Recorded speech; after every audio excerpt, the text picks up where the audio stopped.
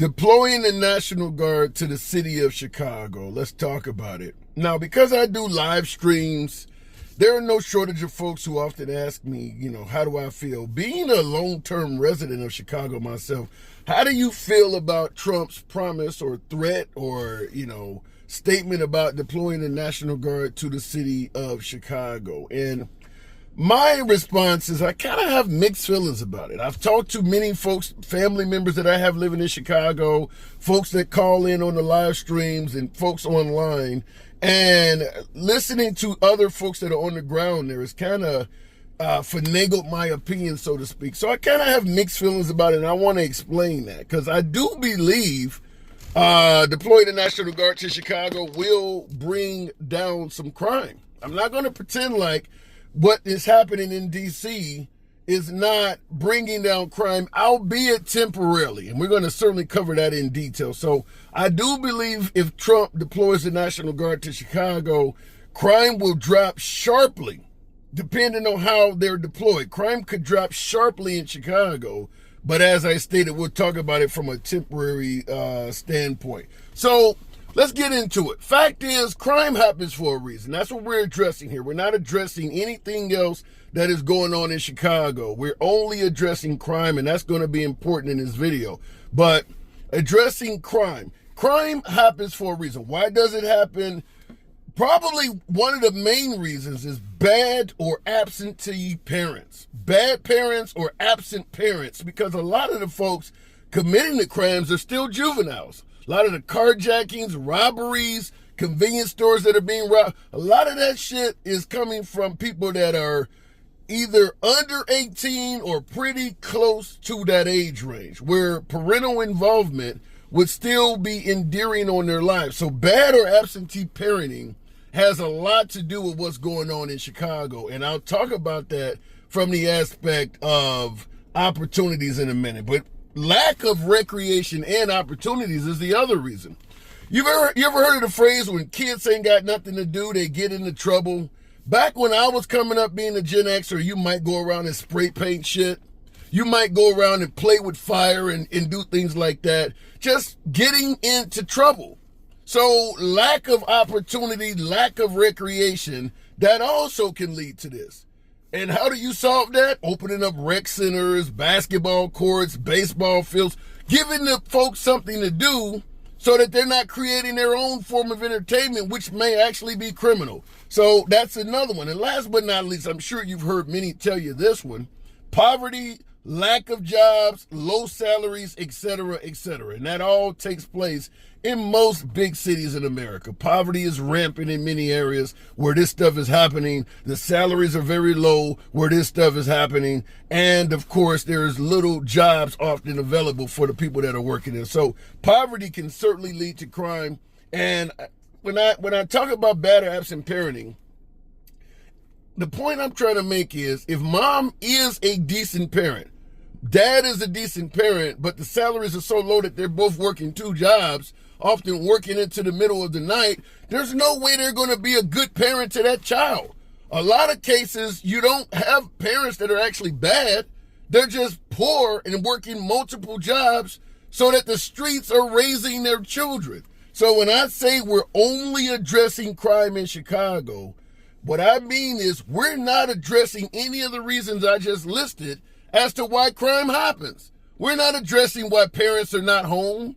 We're not addressing why salaries are low or jobs are not there, or that many of these folks are living in poverty. We're not addressing any of the reasons why crime takes place. We're just addressing the crime itself, which is also why I'm suggesting that deploying the National Guard, while it may bring down crime, is likely to only be temporary. If you don't address the root cause of crime, you're not going to get rid of crime. Simply putting extra badges, extra law enforcement on the streets is going to scare everybody into acting good. It's going to intimidate the bad guy. But the minute they leave, because the core reason of committing crime still exists, the crime is going to come back. However, I also want to talk about this when I say from a temporary standpoint. D.C. is a significantly smaller city, square mile, square footage, whatever you want to go by, than Chicago. Chicago is a really large geographical area. The south and west sides are where the main source of crime is concentrated. But those areas are bigger than many cities.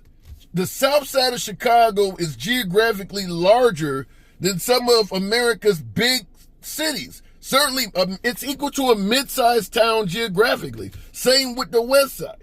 And then, of course, there is also the north side of Chicago as well, and there is crime there. Not to mention the central business district known as the Loop or downtown. To deploy the National Guard all over Chicago, hitting all of those hot spots, I don't know the size of the force. I'm not going to pretend like I'm some type of war planner or military strategist, but that ain't going to be cheap. That is not going to be cheap. Even in D.C., the National Guard is not deployed all over the city. It's just to deploy the National Guard in that many areas is going to be insane. So we'll see how this works. Obviously, the cost is going to be astronomical. And where there is cost, there is going to be resistance, which is why I keep stressing that this is only going to be temporary. The cost of deploying the National Guard to cover the city of Chicago is going to be astronomical. It's only going to be a matter of time before somebody steps forward and says, we cannot continue affording to do this. So temporary, nevertheless, while they're there, crime will come down. And many would argue, well, as long as you're saving a life or two, it's worth it. I don't see that. I don't personally see that. And I'll tell you from a standpoint of, we didn't think that way when it came to universal health care. You think universal health care won't save a hell of a lot of American lives? Nobody stated, well, as long as it'll save some lives, the cost is worth it, which is why I believe there's an agenda to this, and we'll talk about that shortly. Now, why won't Democrats work with President Trump if what he is doing will bring down crime?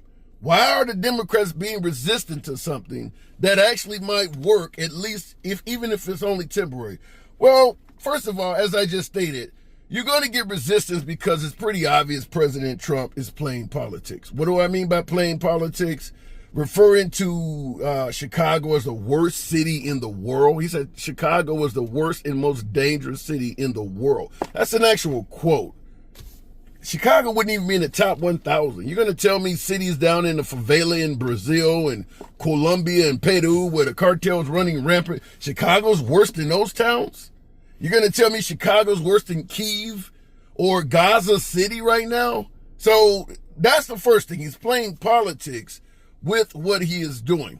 Not to mention he's targeting Chicago when his own FBI and virtually any search engine you go to will tell you Chicago is not the top worst, most violent city in America. Memphis, St. Louis, New Orleans, Baton Rouge, all of those cities rank higher than Chicago. In fact, many search engines would suggest Chicago's not even in the top 20 for most violent cities in America. I don't think any search engine has it in the top 5. So the idea that Chicago is where we need to start raises eyebrows. Why are you so gung-ho about this city when it's not number one? And then, of course, he's talking about potentially going to Baltimore next. Baltimore ranks higher than Chicago, but it's not exactly number 2 either. So he's jumping all over the list, leading many to suggest that the only reason you're doing that is because you're focused on liberal cities that are in liberal states. So that's going to be part of the resistance when you're doing it for a political agenda as opposed to truly being concerned with saving lives. People are going to resist. Now, in addition to playing politics, the ridicule that comes along with it, the ridicule. If the governor of Illinois, Pritzker, or the mayor of Chicago, whose name I cannot remember right now, but if they work with Trump, they're going to get ridiculed and criticized the whole damn time. Trump is going to take credit for bringing down crime in Chicago, and he's going to publicly state these guys were not doing shit until I came here, which undermines their political career. Trump is going to take credit for bringing down crime and make it clear to the voters of Illinois, clear to the voters of the city of Chicago, your leader is a failure. Your leader was failing you until I came along. Now, we can debate whether that's true or not. That's a different conversation. But fact is, no politician is going to work with somebody that ultimately is going to tell the voters that they need to get reelected, that this is a bad candidate. You're not going to work with that guy if he's going to be ridiculing you the whole time. And there's no denying that Trump is going to take credit for bringing down the city of Chicago's crime rate, and he's not going to give Pritzker or the mayor of Chicago any credit at all. So why would they work with him? Why would you work with a guy that is speaking in a manner that's likely to lead to you being unemployed and ridiculing you the whole time? So if you don't understand that as a reason of resistance, then I don't know what else to say. But in closing, I will say I have mixed feelings about this because, like I said, it is something that's likely to bring down crime in Chicago, albeit temporarily, because, like I said, without addressing the root causes of crime, you're just only going to make folks go underground until this is over with. And then the minute it's over with, the crime's going to come right back. In D.C., for example, crime has dropped sharply. You hear Trump bragging about that? But you don't hear him bragging about arresting a whole bunch of violent felons, rapists, murderers, carjackers. You're not hearing about that. So the fact is, if the carjacking rate in D.C. was pretty high before Trump sent in the National Guard, and since the Guard has been there, carjackings have dropped, but arrests of carjackers have not really happened, that means the carjackers are still there. They're just waiting for you to leave. The same thing with the murder rate, the gangbang, and all of that. You're not arresting any of these people. So the minute you withdraw the National Guard, all of the folks that were committing the crime that you came here to address, all of the bad guys are still hovering around. And the minute you leave, they're going to go right back to their operations as normal. So mixed feelings on it because it's temporary. And last but not least, because Trump's going to come in and ridicule everybody in the damn city. And this is something MAGA has been trying to convince Americans to do from day one. Yeah, he's going to talk to you like shit. He's going to disrespect you. But if what he is doing is great for the country, you should just let him ridicule and disrespect you. These are full-grown men that have worked hard, in most cases, their entire lives to get where they are. You think Pritzker, who's a billionaire himself, who's governor of Illinois, is just going to be happy with some guy treating him like shit? You think a mayor of a big city like Chicago is okay with just letting a guy come in and treat him like he's nothing? Would you be okay with someone coming into your city doing what's right by your town, but telling everybody you're a piece of shit? Would you work with that guy? Think about that. Let me know in the comments. National Guard being deployed to the city of Chicago. Good idea, bad idea, cost effective, long-term, temporary? What say you? Feel free to smash that like button, click the notification bell, and subscribe to the damn channel. See you next time.